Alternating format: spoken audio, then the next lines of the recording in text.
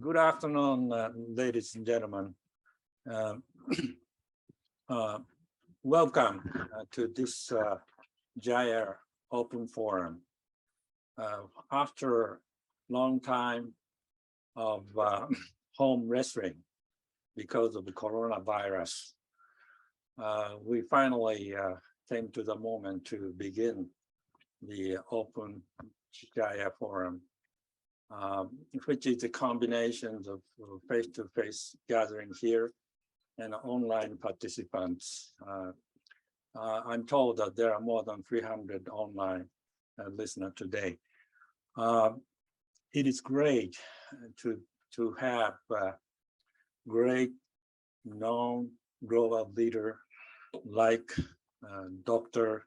Ngozi Okonjo-Iweala, Director General of WTO, who has been known globally and also locally, and has been very active to make WTO work.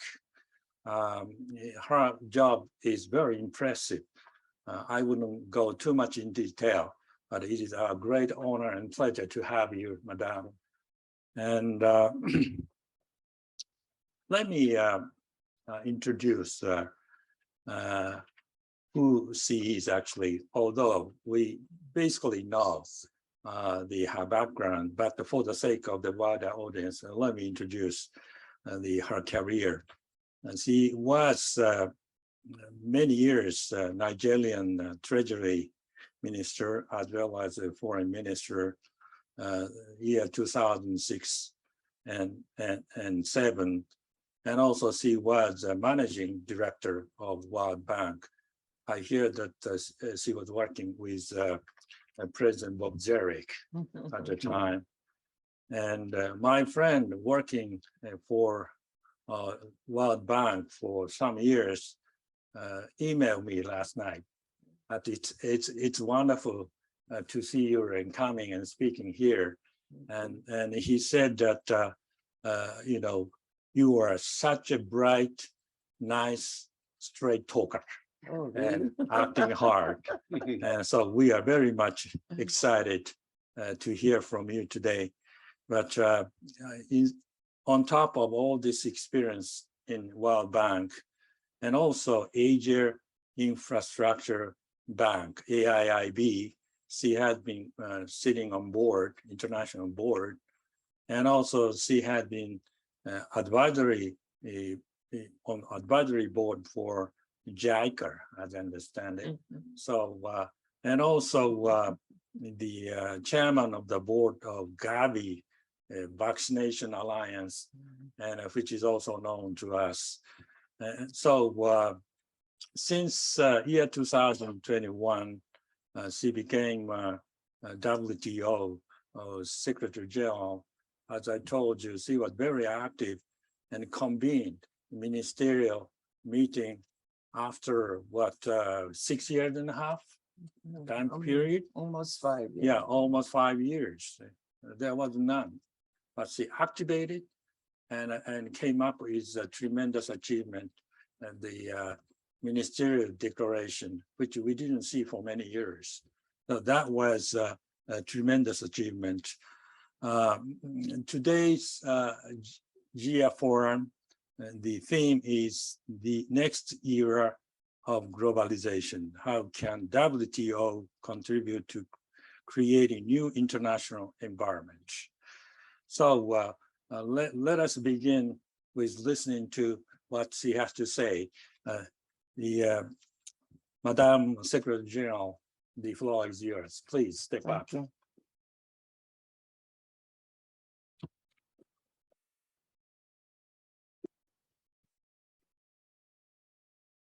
Well, thank you very much, Ambassador Sasae, President of JIA.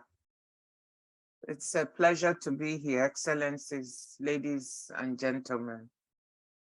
It's really my great honor to be here with you at one of the world's leading think tanks. Thank you for the invitation and for your choice of the theme for today's forum. I came to Tokyo straight from the World Bank and IMF annual meetings in Washington last week. I can't remember the last time the mood was that grim as I saw it there in Washington. Growth and trade are slowing down. Poverty and hunger are on the rise. So I think it's fitting to focus these remarks on the new international economic environment and what the WTO can do and WTO reform. The world faces serious challenges on many fronts. The continuing health and economic impacts of the COVID-19 pandemic, the cost of living crisis exacerbated by the war in Ukraine and its effects on food, energy, and fertilizer prices, intensifying geopolitical tensions, brewing financial instability and debt distress as monetary conditions tighten to fight inflation, and rampant climate change, recently exemplified by super typhoon Namodol, which hit Kyushu last month. Also exemplified by the floods in my own country, which have killed 600 people just in the past few weeks. These problems are problems of the global commons. They demand international cooperation for effective solutions, and trade is part of those solutions. The WTO should be part of creating a new international environment that responds better to the challenges of today and tomorrow. To meet that purpose, however, the WTO needs to be reformed and strengthened. For that reason, I'll focus my remarks today on WTO reform. But before looking ahead to where the WTO needs to go, I want to spend a few minutes looking back to 1995, when the WTO was officially established at the end of the Uruguay round. Those negotiations expanded the scope of global trade rules and made the new rulebook subject to binding dispute settlement. I should pause to note that the origins of the multilateral trading system go back much further to 75 years ago this month. The GATT, the General Agreement on Tariffs and Trade, was set up in 1947 to foster peace, prosperity, and interdependence through trade. It sought to create open, predictable, and non-discriminatory conditions for trade among participating countries, in explicit contrast to the 1930s world of protectionism and isolated economic blocs that had ended in terrible calamity. That said, 1995 is a good line in the sand from which to assess where the WTO has succeeded and where it has fallen short. Over the past 27 years, the WTO has underpinned a broadly open and predictable global economy that withstood the enormous shocks of the 2008-2009 financial crisis and the acute phase of the COVID-19 pandemic. Global merchandise exports have nearly quadrupled since 1995 to roughly $22 trillion, growing significantly faster than global output, which has not quite tripled over the same period. The global division of labor, symbolized by multi-country supply chains, picked up speed in the 1990s. More developing and transition economies were able to use international trade to drive growth and development. China, India, and Eastern Europe truly joined the global economy. Trade-led growth helped lift over 1 billion people out of poverty. In 1980, around 40% of the world population lived on less than the equivalent of $1.90 a day. In 1995, that share was 31%. By 2019, it was less than 9%, though the pandemic has since reversed the steady downward trend. Even setting China aside, the share of the world population living in extreme poverty fell from 27% in 1995 to about 10% before COVID-19. Of course, many people did not share in the gains. A large number of poor countries remained at best marginal players in global supply chains. Even in rich economies, many poor and lower middle class people were left behind. Nevertheless, faster growth in emerging markets and developing economies was more than sufficient to reshape the global balance of economic power. In 1995, G7 economies accounted for 66% of global GDP at market exchange rates. By 2019, that share had declined to 45%. In purchasing power parity terms, the G7 went from over half of the global economy to less than a third. Japan's share, again in PPP terms, halved from nearly 8% in 1995 to 4% in 2019. When China entered the WTO in 2001, its GDP was $1.3 trillion at market exchange rates. In 2021, it was 17.7 trillion, more than 12 times higher, and not very far from the United States at $23 trillion. China's share in world merchandise exports increased from 4.3% in 2001 to 15.1% in 2021. In 2000, Japan sent 6.3% of its exports to China. By 2021, this had risen to 21.6%, more than the 18% of exports destined for the United States that year. So the world has changed a great deal since 1995. But the WTO has not really kept pace with it. Even when trade was booming and the strategic climate was more benign in the early years of this century, members struggled to reach consensus on new rules. The multilateral trading system's success, reflected in the growing number of members with sizable economies and different political and economic models, may well have made compromises even harder to find. Whatever the cause, the failure to conclude the Doha round of negotiations meant large parts of the WTO rulebook remained frozen in the mid-1990s.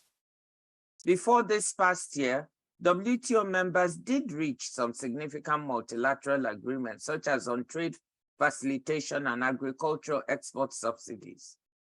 Important plurilateral agreements made public procurement more competitive and slashed tariffs on a wide range of information technology products. Nevertheless, global trade rules were not keeping pace with changing business realities or global challenges. Even as global trade in digitally delivered services more than tripled after 2005, rising to $3.7 trillion in value by 2021, the WTO did not have a dedicated set of rules for digital trade. Nor did WTO members find shared understandings about how to respond to the rise of China and other emerging markets, or on how best to enable catch-up by the many countries that had been left behind. And as I alluded to earlier, WTO members made little headway on using trade to tackle the global commons problems like climate change that now pose some of the biggest threats to our future prosperity. There were even steps backwards with trade wars and the paralysis of the appellate body. The WTO represented a move towards rules-based rather than power-based trade governance, but things were moving in the wrong direction. Now, in case anyone here is tempted to think that the WTO has become irrelevant for business, I have to tell you that roughly 75% of global merchandise trade is still conducted on the basic most favored nation tariff terms that governments extend on a non-discriminatory basis to all WTO members. Still, as I took office as WTO Director General in March 2021, firmly convinced that the WTO was falling far short of the potential, I strongly felt that the WTO needed to reform to keep up with the times and to deliver results in line with its founding mandate of using trade to improve people's lives. More importantly, people around the world needed a reinvigorated WTO to better meet challenges like scaling up COVID-19 vaccine manufacturing and distribution, which relied on moving components and finished products smoothly across borders. A major obstacle to reform was a lack of trust between developing and developed countries, between the US and China, and the EU and China, and others, maybe even Japan. This lack of trust kept derailing negotiations. In my analysis, the first thing to do was to break the inertia and start to deliver results. If members accomplished something together, I reasoned, it would build a bit of trust and confidence and lay the foundation for future success. This is exactly what members did at our 12th Ministerial Conference, MC12, this past June. It wasn't easy, but we did it. The WTO's 164 members delivered meaningful substantive results for people, businesses, and the planet. But just as important, perhaps, was the fact that members demonstrated they could come together across geopolitical divides to invest in strengthening the multilateral trading system for the benefit of all. I want to thank the Japanese government and the wider Japanese trade policy community for their consistent support and constructive attitude, which helped us make MC12 a success. We should remember that the context for MC12 was anything but promising. On top of the WTO's own long history of deadlock, we had growing US-China tensions. And in February, the war in Ukraine inflamed divisions among members, making it hard, even impossible, for officials for certain countries to be in the same room, let alone negotiate with each other. We found ways to make it work. Lots of shuttle diplomacy between different groups of members. But we watched closely as G20 and APEC meetings were unable to agree on ministerial statements, let alone anything legally binding. In the end, members came away from MC12 with an impressive package of agreements, 10 multilateral texts. And because multilateral accords at the WTO require consensus, these deals were supported by Ukraine, Russia, the United States, China, the European Union, Japan, India, Pakistan, South Africa, and on, all the other members.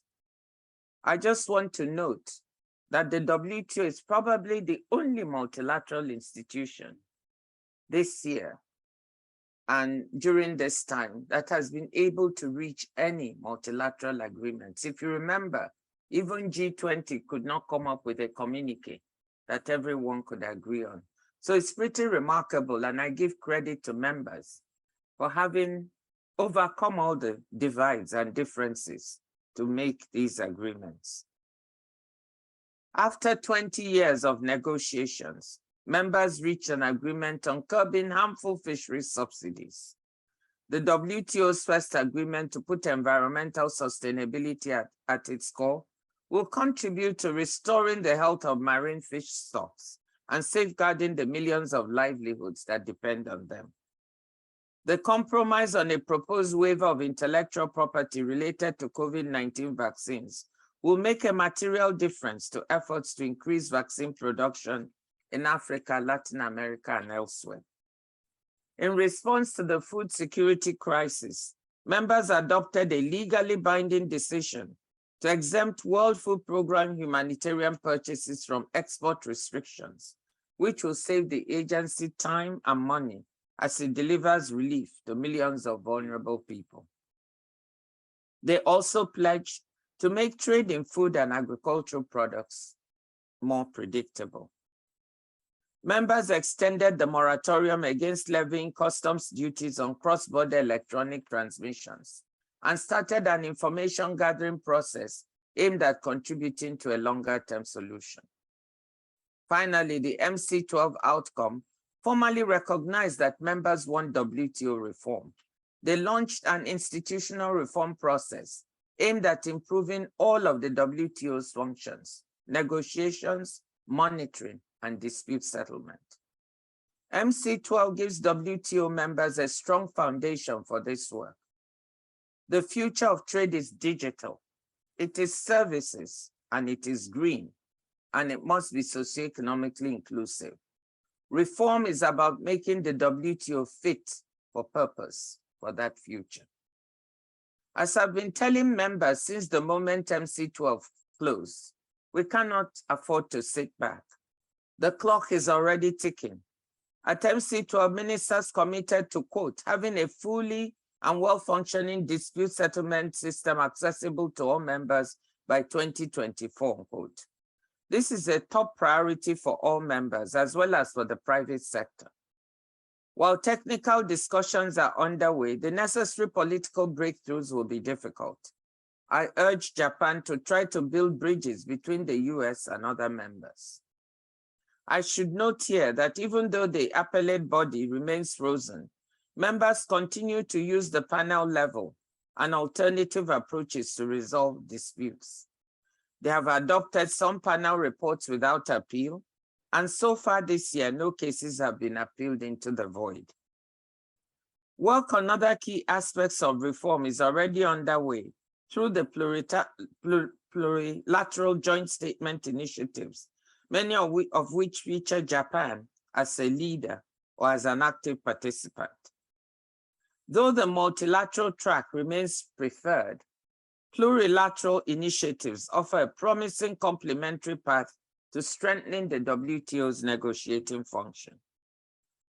87 members led by Japan, Singapore, and Australia are negotiating basic global rules for digital commerce.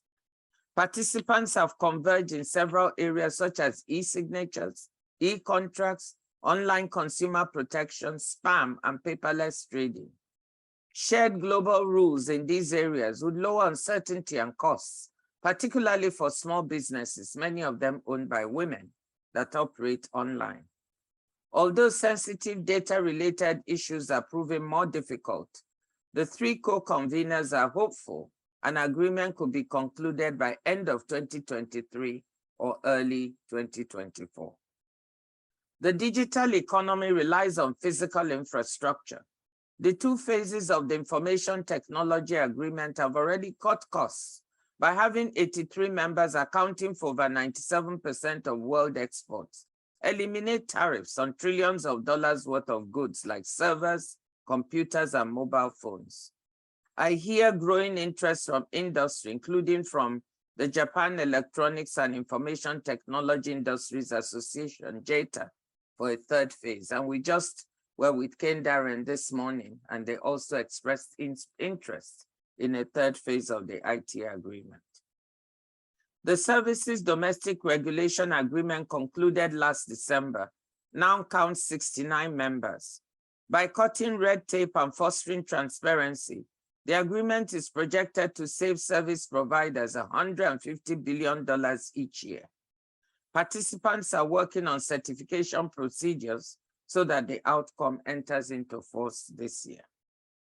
Services trade appears poised for big changes in the years ahead, as the technologies that allow people to work from home make it possible for several white-collar services to be provided from other countries.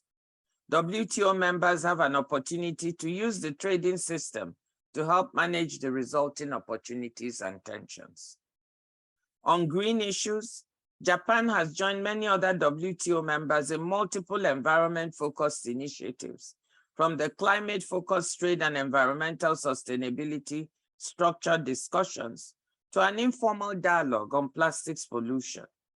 These discussions have value in their own right, but they will need to start pivoting towards delivery. As Japan seeks to get to net zero by 2050, it is actively promoting the elimination of tariffs on environmental goods. This is one way trade can be part of the solution on climate. I know Japan is concerned about the prospect of unilateral carbon border measures, and I will reiterate that greater international coordination on carbon pricing with the WTO as a logical venue would go a long way towards minimizing trade frictions and investor uncertainty on the path towards net zero. Before we move to the discussion, I want to point to 3 additional areas where the WTO could usefully contribute to shaping the international environment for a better globalization. The first is agriculture. A revamp of the WTO agriculture rulebook is long overdue, but because so much has changed, climate change, scarcity of water and fertilizers, we need to rebuild our approach. We will shortly hold a retreat as soon as I get back on Monday the 24th from brainstorming among members on the way forward. The second is subsidies and level playing field issues, where the WTO rulebook again mostly dates back to the 1990s. State involvement in global trade has changed since then.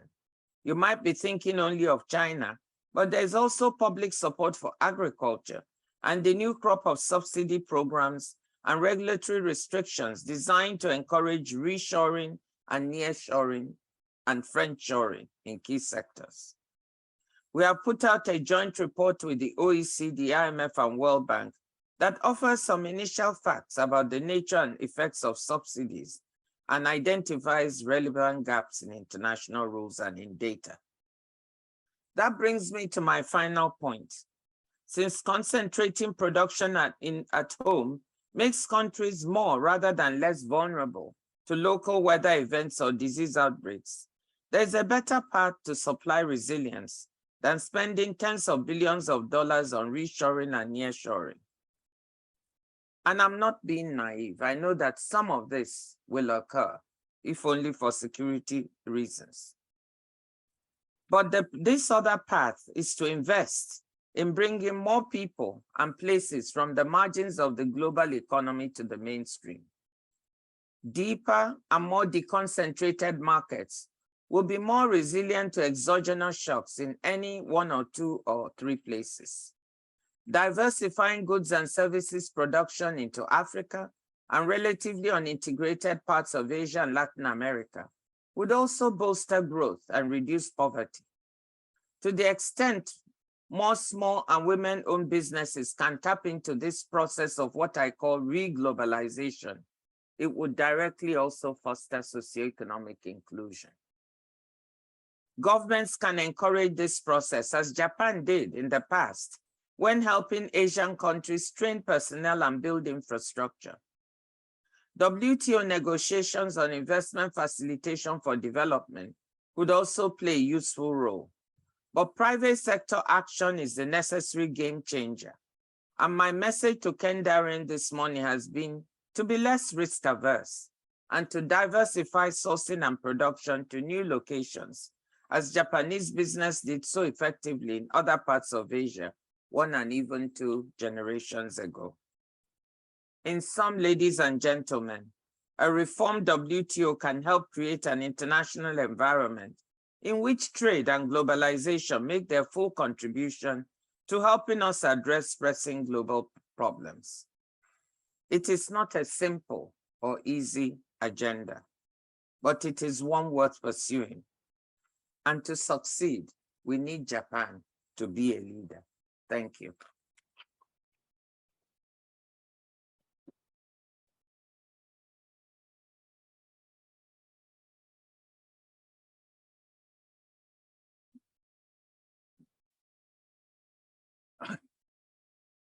Thank you, Madam Secretary General, Director General, sorry,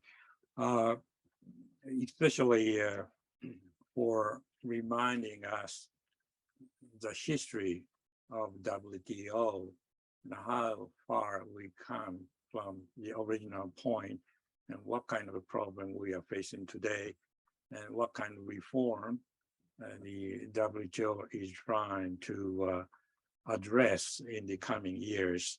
So that was quite overall assessment of the current conditions of global trade and issues. And thank you very much. So let us go straight into discussions, inviting today's panelists to speak. First, Ambassador Suzuki. Ambassador Suzuki is a famous WTO man, I would define that way. She's known in the circle that they're quite expert on the issues, but also he had been and very, active in making his views known to not only to the expert, but also more widely in the public. So he's also the Adjunct Fellow of JIS. Thank you very much for coming, and please, you have the floor. Thank you, Ambassador Sasae, and Dr. Ngozi, welcome to Japan.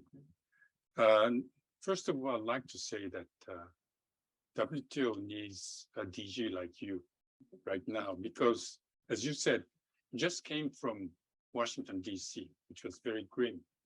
And the mood, I think, worldwide is very grim.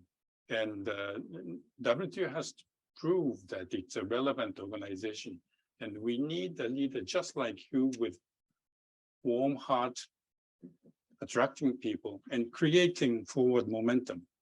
So I wish you all the best in your endeavor. And as you have covered the horizon, you have in other places have summarized in few lines what you would like to do, and I'll read it out. The transformative potential of international trade to be part of the solution to the challenges that humanity is facing is your mission. And at the same time, as you said, what we need to do all is to foster a sustainable, but as you said rightly, inclusive post-COVID recovery. And it's a tall order, but you have set the bar very high, and I hope that you're successful. Well, as you said, coming from Washington, D.C., the world economy and world trade is in a rather poor shape. And as you know very well, more than anybody else, and as we all know, when the economy is not doing well, when the trade is not growing, people will not support further trade liberalization. You won't get the political support for that. So you're operating in a very difficult mood, I would say. And I'm interested in how you lead the organization. I have to say that I was, and I think many people in Japan were quite pessimistic about WTO before the MC12. But still not totally optimistic, but I congratulate you on the great job you have done at MC12 as you have outlined. But more than the concrete words or the text that you have agreed, I think it's very important that you have reached an agreement on fishery subsidy, as you said, the first multilateral agreement on sustainability, which sends a very strong message that at least international organizations are tackling in a concrete way about global warming, climate change, and environment. Second is on an area that is very dear to you, COVID-19 vaccine. You reached an agreement for the easy access by weaker developing countries on vaccine, TRIPS waiver, but I think the political message is more important. Sending the message that WTO cares for weaker people.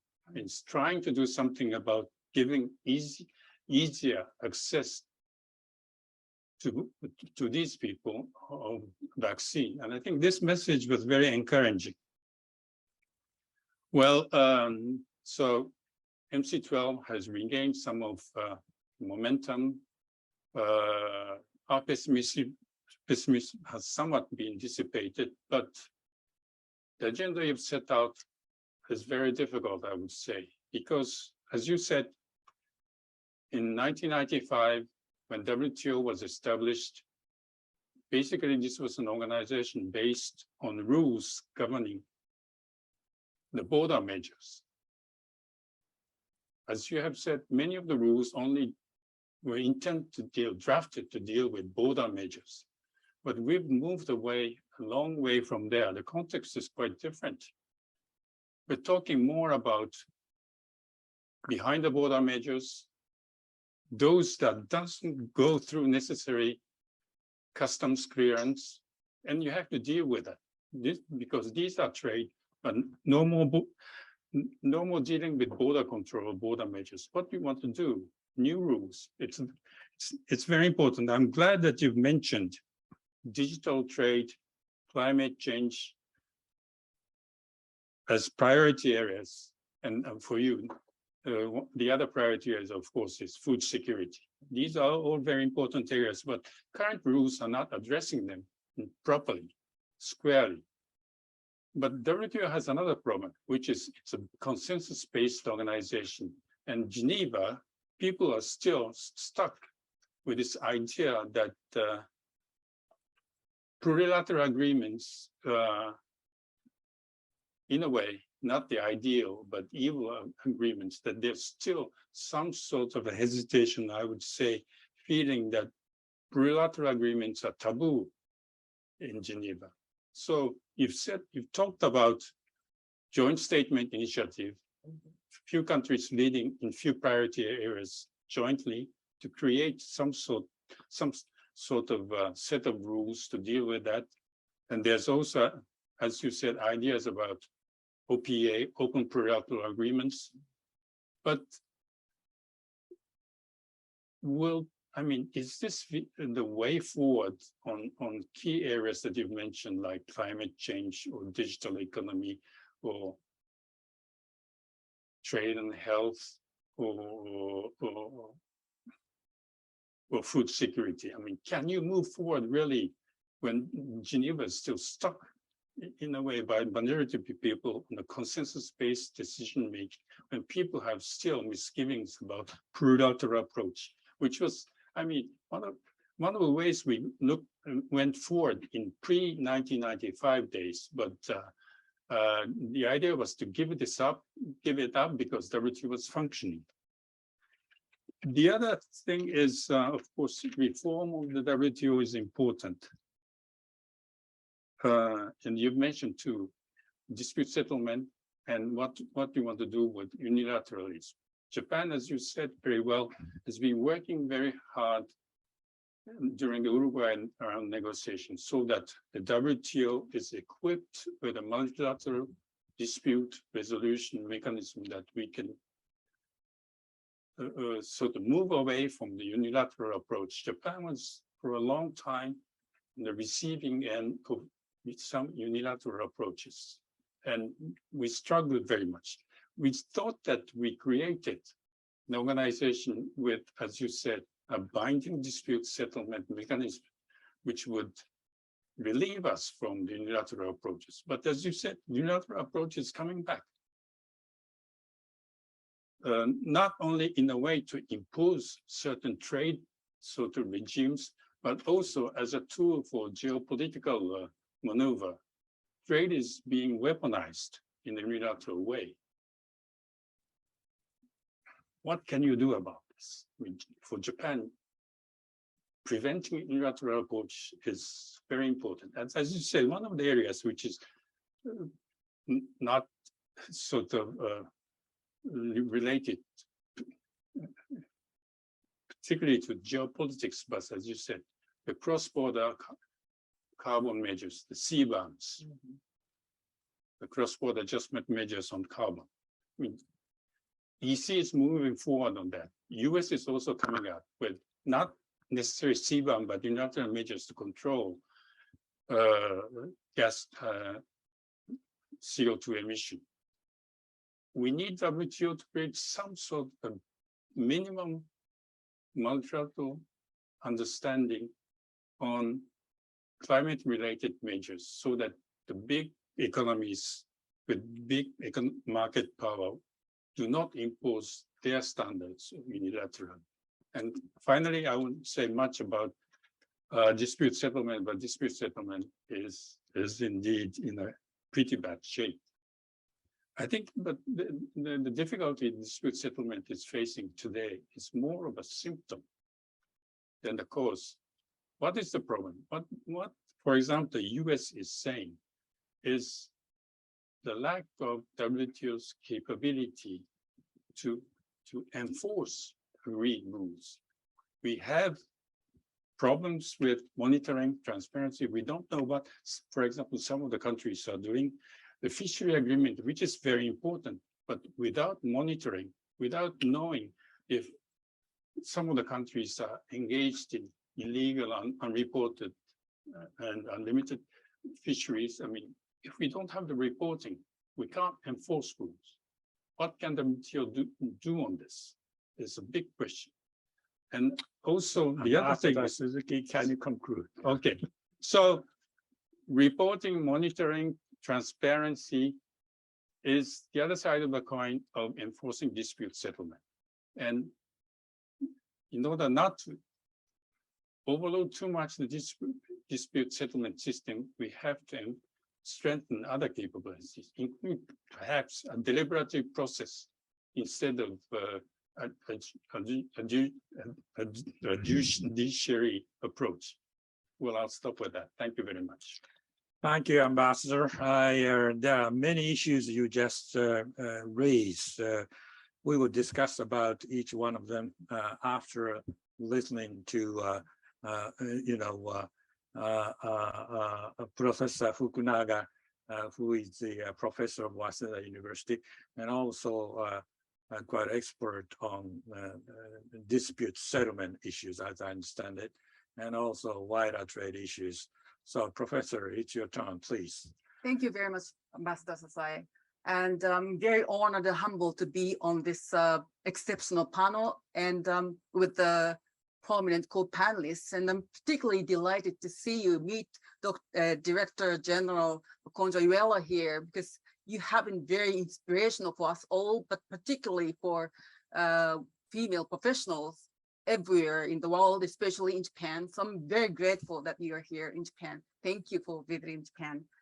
And just like Ambassador Suzuki, I will also focus on the WTO reform, but because I'm an expert on dispute settlement, I will pick up some issues related to dispute settlement, and probably I'll briefly also mention some points about the rule-making function of the WTO. So I'll start with the dispute settlement system.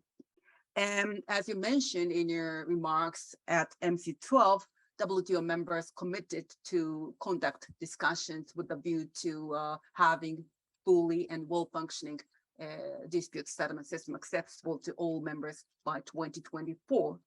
And I think that statement is both reassuring and also worrying to me. And I'll start with the positive, reassuring aspect. And it shows the members' commitment to the rules-based dispute resolution, rules-based dispute settlements. It's really a good sign, given the fact that some members had resorted to unilateral measures until recently or even now. So anyway, the statement shows their continued commitment to the rules-based system. So it's good, but at the same time, I think it's a bit worrying because they mentioned the fully and well-functioning dispute settlement. But what this idea of the well and fully functioning dispute settlement means, it's not clear. It might mean the two-tier system, including the appellate body, or it might mean one-tier system without the appellate body. And well, personally, as a trade law professor, I'm often asked about dispute settlement and how can we get back the good old days dispute settlement system.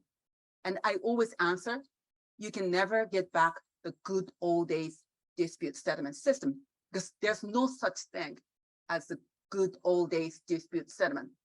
What I mean by that is that the WTO system was evolving over time, and there's no single ideal model of dispute settlement. So when we talk about the crown jewel of the WTO, well, we had a very good system in the past, perhaps the image we have may be different from person to person or from member to member.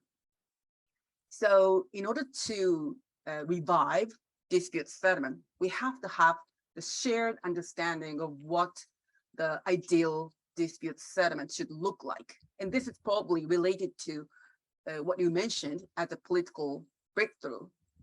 And what I would be happy to hear from you is how can the WTO members forge that shared understanding of dispute settlement, or how can the WTO Secretariat can help them forge that idea, or what is your strategy to help them achieve that objective?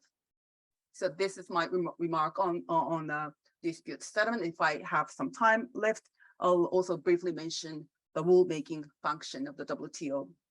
And this may be not a popular view, but anyway, at MC12, the WTO produced a very substantial result on the rulemaking front. The WTO members adopted the agreement on fisheries subsidies, and it's a remarkable result.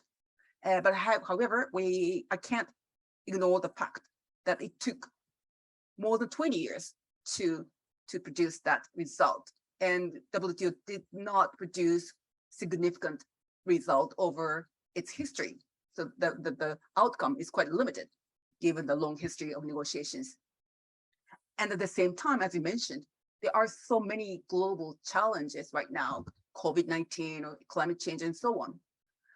And what I think about how the WTO can address those challenges, I sometimes think is the rule making or making another rules, making another agreement would be really a way to handle these challenges. I'm not underestimating the importance of the rules in the WTO. It's a rule-based system.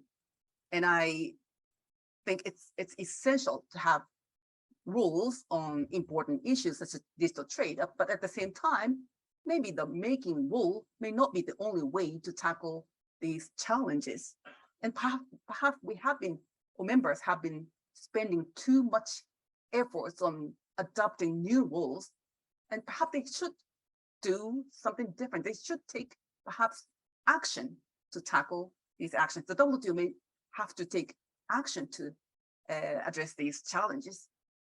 And if that is the case, what would be something that the WTO can do instead of making another set of rules? So that would be my question to you on the rulemaking front. Thank you very much. Well, thank you very much. The last one is a bit of provocative question, but let me ask, Madame Director General to respond. There are several issues raised. I think the one I'd like to hear first is on dispute settlement, because as everyone, you, including you, said that this could be one of the most pressing issues. And this was also addressed by both panelists. So I'd like to hear views. We understand that there had been a long history of debate between US and European Unions, and the European Union is leading its own unique system. I can't remember this multilateral arrangement. Yeah, multi-party interim appellate arbitration arrangement. But anyway, it's going its own. Japan has not participated yet, as I understand it. Just thinking what we need to do best, but we understand that there is American frustration on the one hand, some part that is understood, but there is also European frustration that just grumbling and talking is not sufficient enough. We have to move forward. As the professor said, we need to have some action. So what is a view? What is a perspective, how you would go and to reform and move this forward? Well, thank you very much. And thanks to Ambassador Suzuki and Professor Fukunaga. Thank you very much for your comments. Let me talk about the dispute settlement system, which you all picked up on. I know that this is probably the most important reform to everyone. Japan is one of the heaviest users of the dispute settlement system, with over 269 cases since it started. 28, I think, brought by Japan itself, many of them third party, joint others, etc. But the first thing to note is that the dispute settlement system is not completely paralyzed, as many people think. It's two levels, the panels and the appellate body. And The panel level is still working. 7 cases were brought this year, and as we speak, it has 20 cases in front of it. We've had some luck that about 3 cases settled. They've not been appealed into the void, which is what happens when the appellate body is not working. People accepted the panel ruling. So it's functioning. But of course, this appellate body is very precious to most of the members. And that is what they think about. It's not functioning and they think the system is paralyzed. But I just wanted to note that in addition, before I respond, the members have also been using some other types of approaches.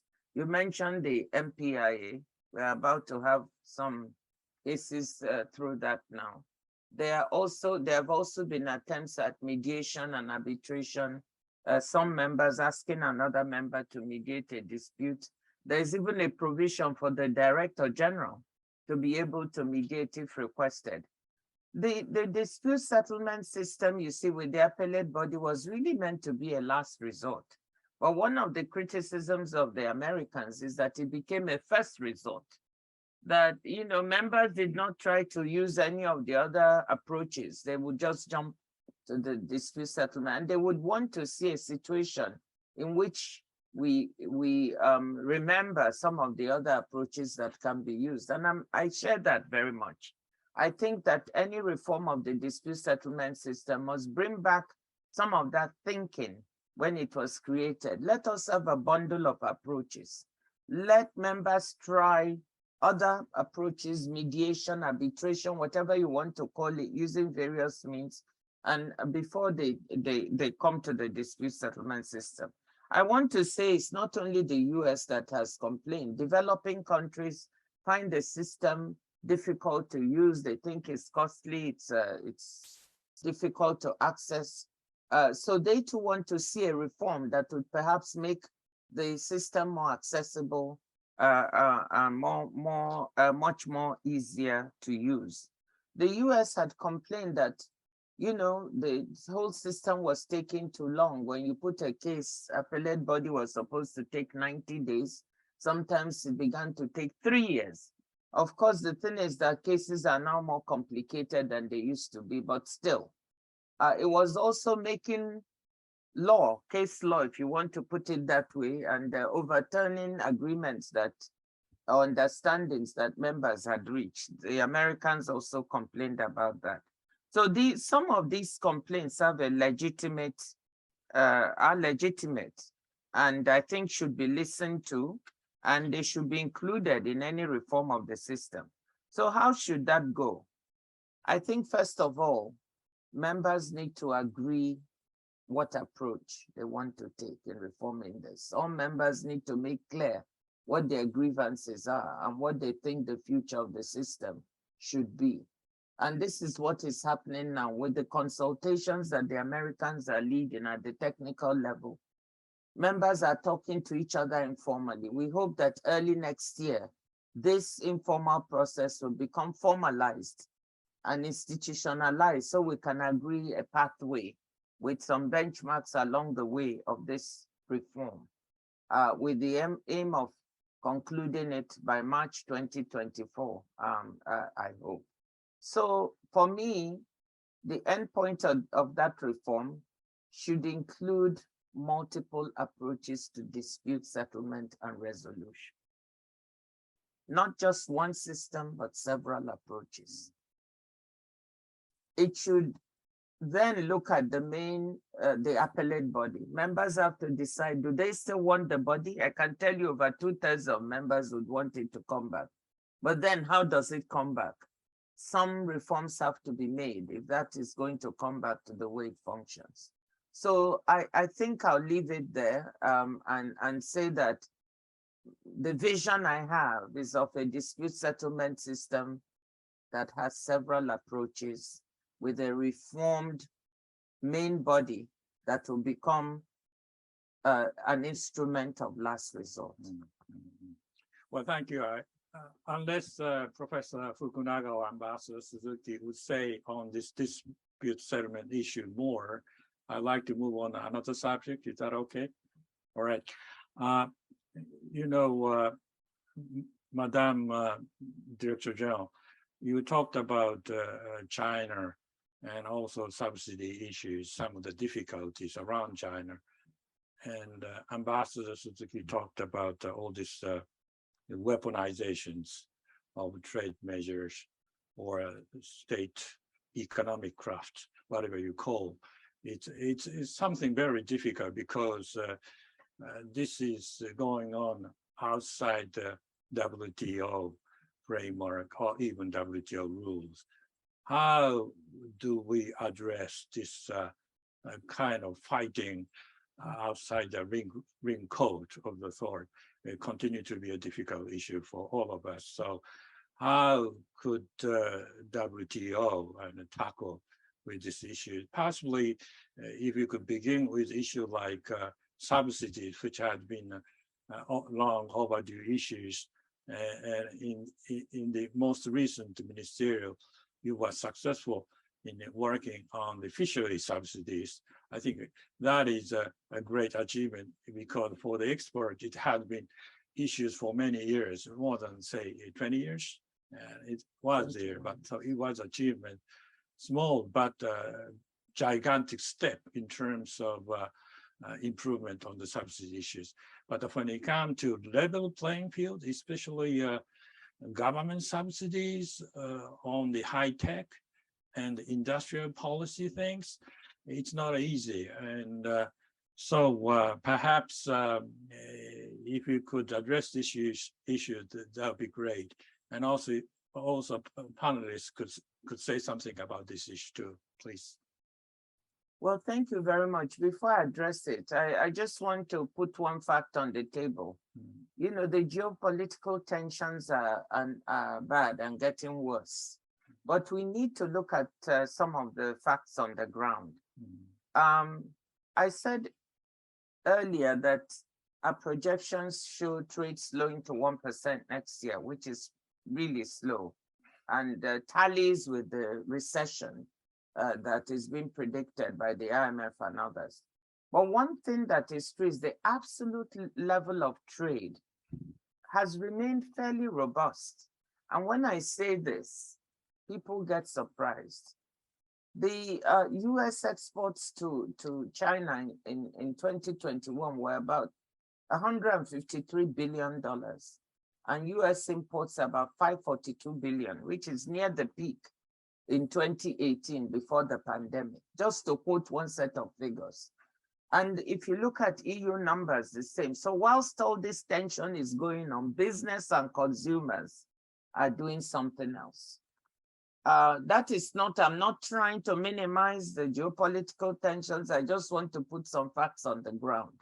And I do hope that these tensions don't spill over too much into actual trade. You know, when all these constraints and restrictions are being put in the way, then that's where we may begin to see some impact. But as of now, actual volumes of trade are quite robust. Now, coming to the issue of subsidies and level playing field, of course, the biggest complaint has been against China, you know, using industrial subsidies to state-owned enterprises to in a way that is anti-competitive and giving it an edge. This has been the complaint. And I think because of the way China has grown since it joined the WTO, I mentioned some figures. In 2001, China was, when it joined the WTO, China's share of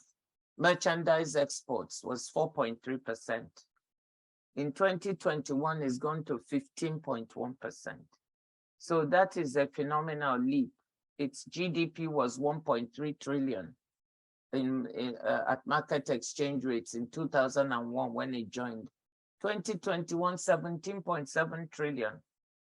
Very close to the US's 23 trillion. So I think China's growth has taken everyone in 2 decades by surprise, and that has led to some of these accusations, and I think some of them are real. What are we trying to do? Well, at the WTO, there's the Japan, the US, and EU were doing some work together, tripartite approach, but that kind of stalled. So when I came, what I decided was to get some facts.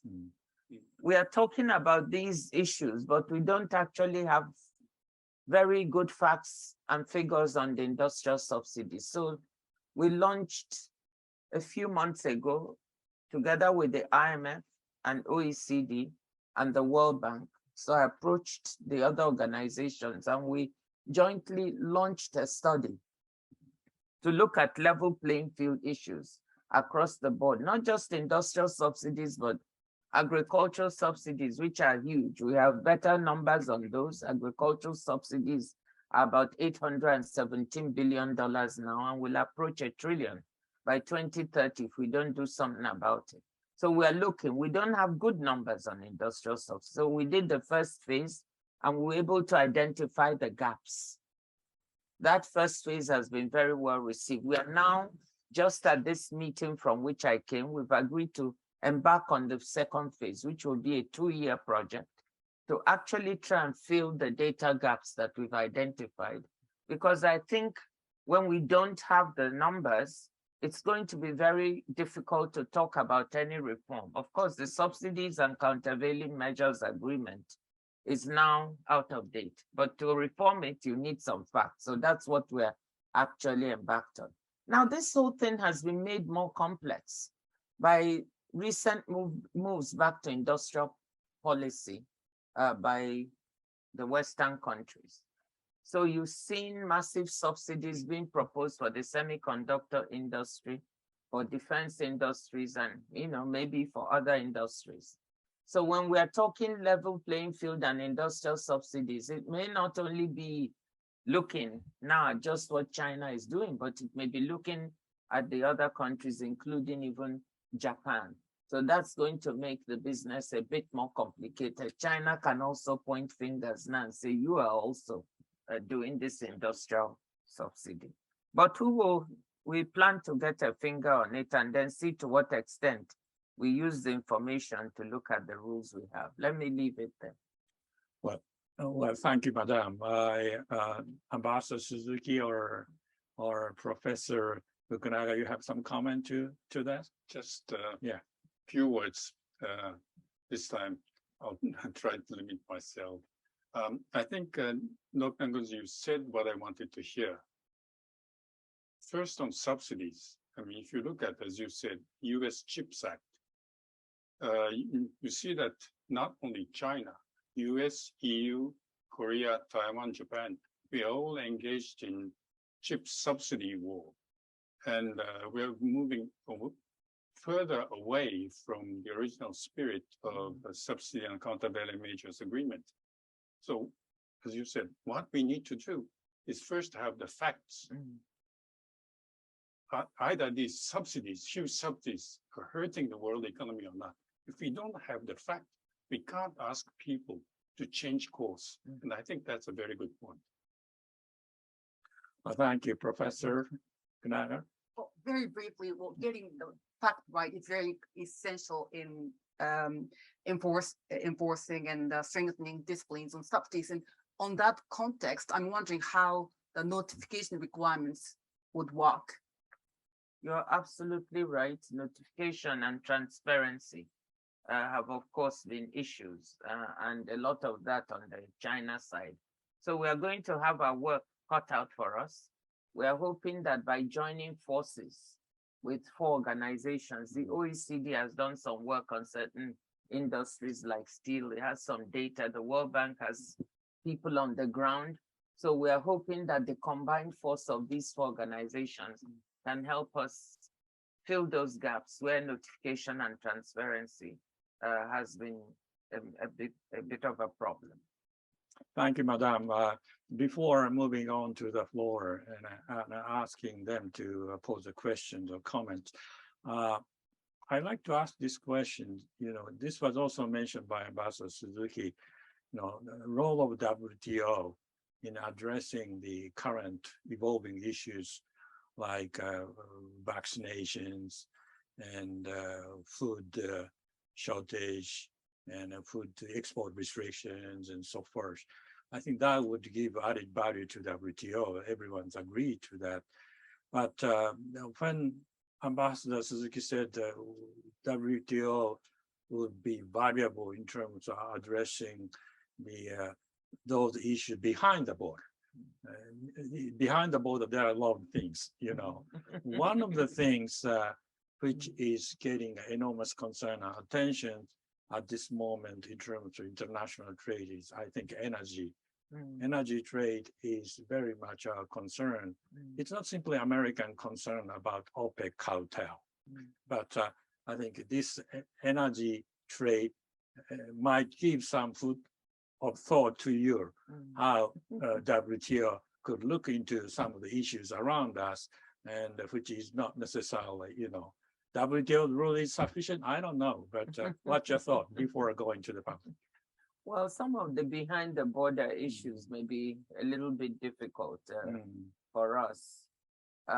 You know, especially on the energy front, there are so many other factors and institutions better equipped than the WTO. But what we can ask our members, we so far just need to say we see very few restrictions, unlike food, where we are beginning to see creeping restrictions. We don't see too many on trade.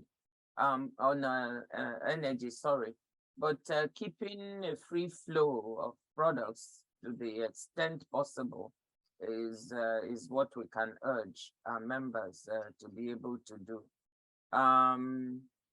Let me just say, so on energy, we don't have too many instruments. That's what I can tell you that are within our control that we can, but at least let's not make the situation worse. That's what I can say to you. But there are some behind the border issues where actually I just want to mention very quickly on SMEs and women. Yeah. You know, the ITC, the International Trade Center, is trying to deal with a lot of supply side behind the border issues, you know, in trying to create knowledge platforms that SMEs can use to make trade finance more easily available and accessible, to do capacity building. And they're doing some wonderful work together with the WTO on TBT issues and you know, really getting access and breaking into new markets for some small and medium enterprises in many countries. So a few in the inclusive area, there's quite a good bit of work we're doing. Well, thank you very much, Madam. Let me go to the audience. The floor is open. If there is any questions or comments from the floor, that's welcome, please. And say your name and reference if there is any. Saki Uchi with the Yomiuri Shimbun, it's a Japanese newspaper. I'd like to pick up on what Ambassador Suzuki has mentioned, and if you could share with us your philosophy on consensus, Madam Director General. I mean, the beauty of consensus, I guess, would be it would give leverage to even the smaller developing nations. But then on the other hand, just as Ambassador Suzuki has mentioned, it would limit wash down agreements, it would take time. And with this divided world between the democracies, autocracies, it just deadlock issues. So if you could share with us your philosophy, if I could say, on consensus. Thank you. Well, I think you've characterized it very well.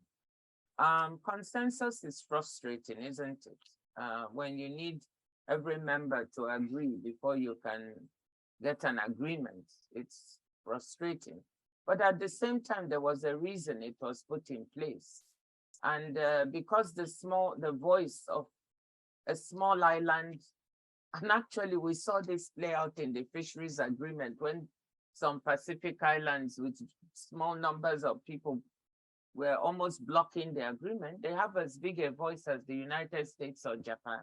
So that's the beauty. And I think there was a reason it was put in place to make sure we have a balance of power and a voice. So that's the preferred mode. If we can continue to have a multilateral approach to agreements, to have a consensus decision-making that served us in the past, served us recently, let's do that. But that is not to say that we should not allow other approaches. I think that with the fast evolution of the world, particularly as far as technology and digital is concerned, with the kinds of geopolitical tensions we see, with all the things happening, we should also have other approaches. And I'm a strong believer that having a body of members pursue an agreement or an approach, that's the so-called plurilateral, where you don't need everybody around the table and you don't need consensus, is also valid. Again, as I said in dispute settlement, for negotiations, we need multiple approaches. It shouldn't be one instrument. So I subscribe to having the consensus with the multilateral, but also having alternatives like the plurilateral, where you don't need everybody to agree before you move on. But let me just qualify that by saying that I do believe that such plurilateral should be open so that members can join as and when they feel ready to join. Thank you. Okay, any other questions or comment? Yes, please.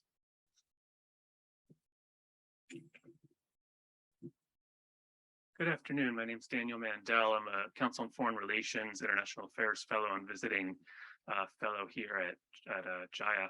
You kind of drawing on what you were just talking about with consensus, you mentioned that the WTO is the only multilateral to have reached an agreement this year. And I was wondering, why do you think that is? And whether you think that there is something that other multilaterals could learn from what WTO did in order to try and overcome the increasing geopolitical tensions that are preventing agreements in other bodies.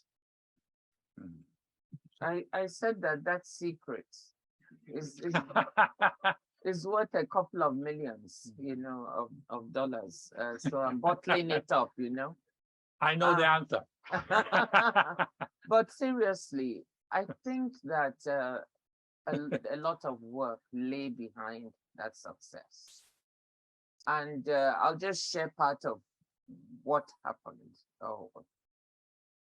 When the war in Ukraine started, for instance, I started meeting with the Ukrainian ambassador like twice a week to reassure them that, look, we know what is happening, we hear you, we're here to support you. But at the same time, I was also meeting with the Russian ambassador twice a week and being very transparent with both, telling them what I'm saying to each other so they know. Sometimes one would leave my office and the other would be coming in. So it wasn't anything hidden.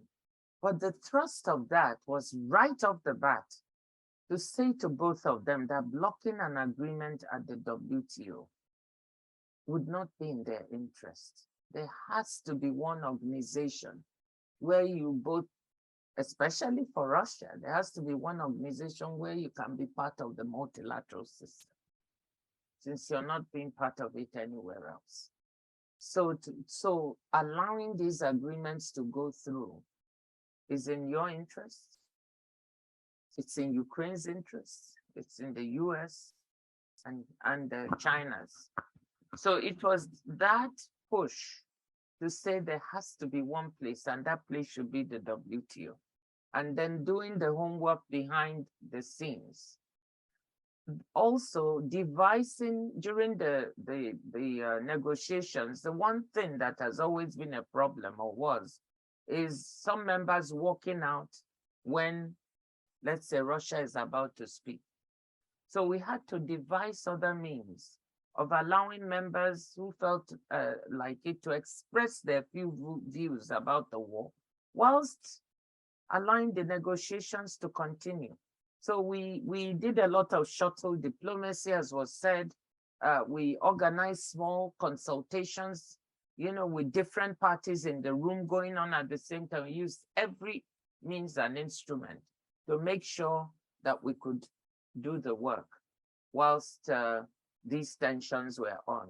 So not to bore you, There was no magic bullet. It was a series of multiple approaches and constant jawboning with the members involved to remind them that there is one place where they have to show that strategic cooperation can work. Thank you, Joe Boning, strong leadership. Okay, Ambassador.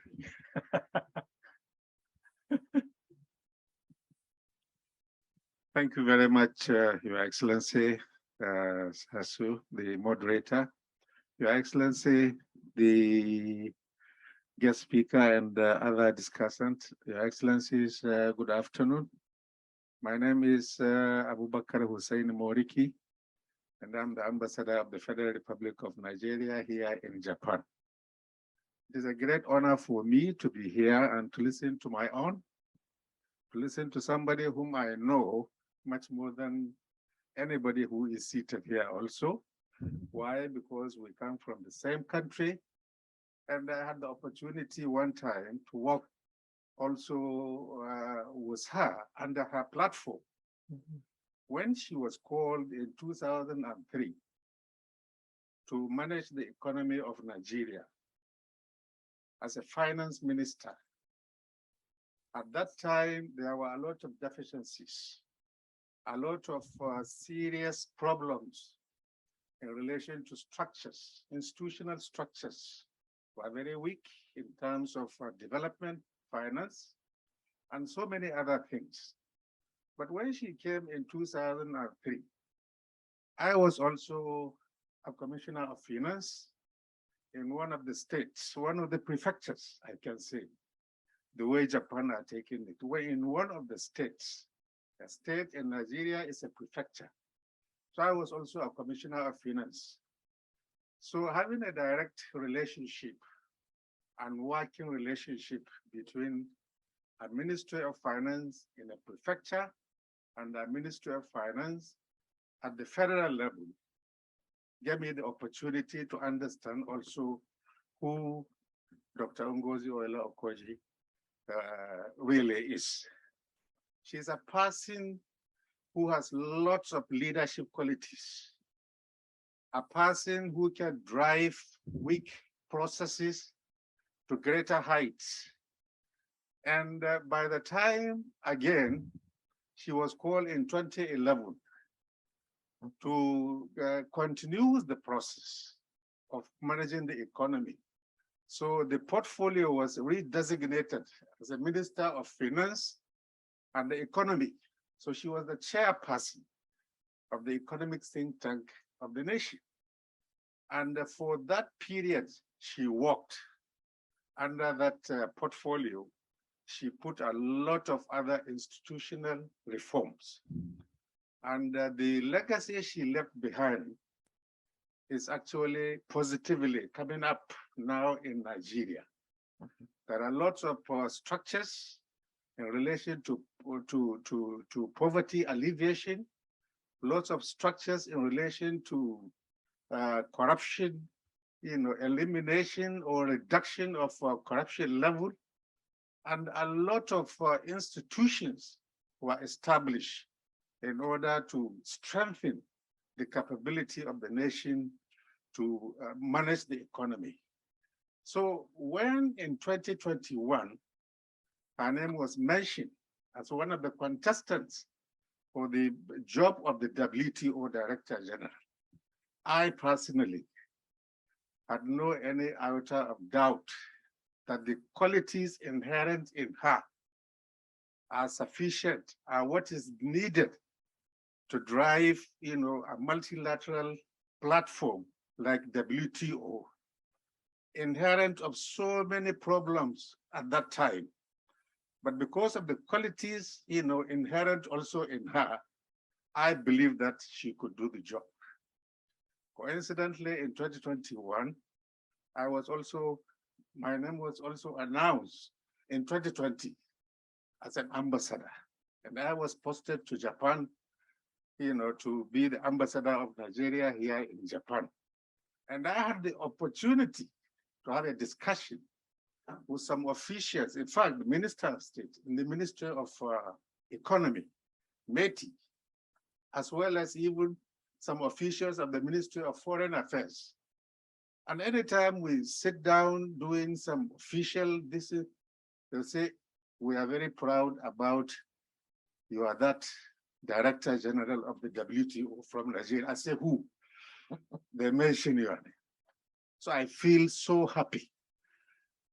So I have no doubt in my mind that the agenda she came with to lead the WTO, the reform agenda she has, and with her pedigree, she will be able to achieve what is needed in order to lay down solid foundation for resuscitation of the new WTO. Thank you very much. Well, thank you, Ambassador. You kind of concluded this session. Thank you so for that. But you know, let me say this: if there isn't any further question from the floor, I want to thank, you know, Madam Secretary General. Sorry, Madam Director General, for sharing your valuable time out of your very, very schedule. I know what, and you have to quickly go, but I really learned the important things. That is, WTO needs to be reinvigorated as a major pillar of international multilateral trading system. We need it.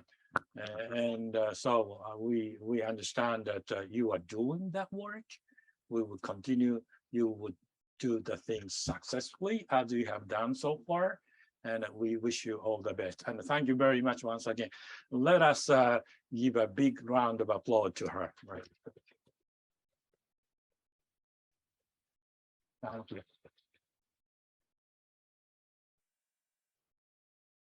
Thank you so much.